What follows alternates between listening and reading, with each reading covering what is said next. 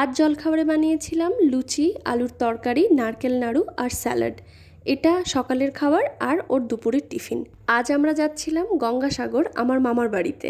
বিয়ের পর এই প্রথমবার আমি গ্রামের বাড়িতে যাচ্ছি। গাড়িতে প্রায় 1 ঘন্টা 30 মিনিট মতো লেগেছিল লঞ্চ ঘাট পর্যন্ত পৌঁছতে। এখান থেকে একটা ভ্যাসেল পার করি আমরা, সময় প্রায় ওই 45 মিনিট মতো লেগেছিল। ওই দিন কলকাতা থেকে বাবাও যাচ্ছিল গ্রামের বাড়িতে।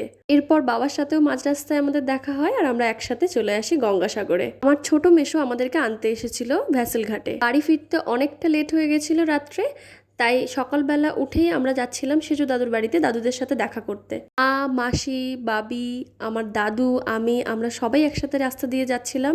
এগুলো আমার দাদুদের চাষের জমি, সেগুলোই দাদু ওকে ঘুরিয়ে ঘুরিয়ে দেখাচ্ছিল।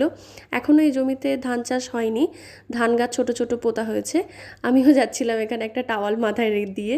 ছোটবেলা থেকেই মামার বাড়িটা আমার ভীষণ পছন্দের একটা জায়গা, আর বিয়ের পর ওর সাথেই প্রথমবার এসে আমার খুব ভালো লাগছিল। এরপর আমরা চলে আসি আমার দাদুদের বাড়িতে। এসেই আমরা প্রথমে ঢুকে দাদুদেরকে প্রণাম করি, দাদুদের সাথে বসে একটু কথা বলি। হচ্ছে বাদল মামা, আমার দাদুর ছোট ছেলে। এই গাছটাতে চিচিঙ্গে হয়েছে, ওটা মামা দেখাচ্ছিল আমাদের। এটা আনারস গাছ, আর বাবি এদিকে চারিদিকে ঘুরে ঘুরে একটু দেখছিল আশপাশটা। অনেক রকমের গাছ রয়েছে এখানটায়। ওটা হচ্ছে চাষের জমি, আর মা একটা আনারস পেরেছে। এত ভালো পাকা আনারস, গাছের মধ্যেই আনারসটা পেকে গেছে। কেউ জানিও না, আজকে দেখতে পেয়ে সবাই মিলে এই আনারসটা কাটা হয়েছে। গাছে পাকা আনারস দেখে এত ভালো লাগছিল, আমরা নিজেদের হাতে নিয়ে এটা ছবি তুলছিলাম, ভিডিও করছিলাম, খুবই ভালো লাগছিল। আর এটা হলো কাঁচা আনারস, এটা এখনো পর্যন্ত পাকেনি। আনারস ছাড়াও অনেক রকমের ফুলের গাছ ছিল।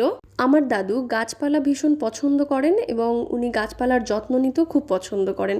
বাড়ির শুরু থেকে শেষ শুধু গাছ আর গাছ। এরপর আমি এসেছিলাম এই বাগানটাতে, এখানে ঝিঙে গাছে ঝিঙে হয়ে রয়েছে। আমি এখানে দেখে এই ছোট ঝিঙেটা হাতে নিয়ে দেখছিলাম, এত সুন্দর। আর এগুলো হচ্ছে আদা গাছ, আর এখানে ছোট ছোট ধান গাছ লাগানো রয়েছে। সবই দাদু নিজে করেন, লোক দিয়ে করান।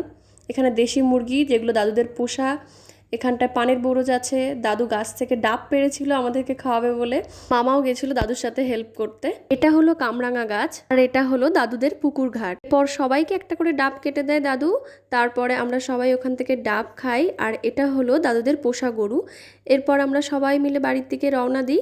এরপর দুপুরবেলার খাওয়া দাওয়া রয়েছে বড় মামাদের বাড়ি, এটা নেক্সট ব্লগে আমি দেখাবো। আজকের মতন টাটা সবাইকে, দেখা হবে অন্য আরেকটা নতুন ব্লগে।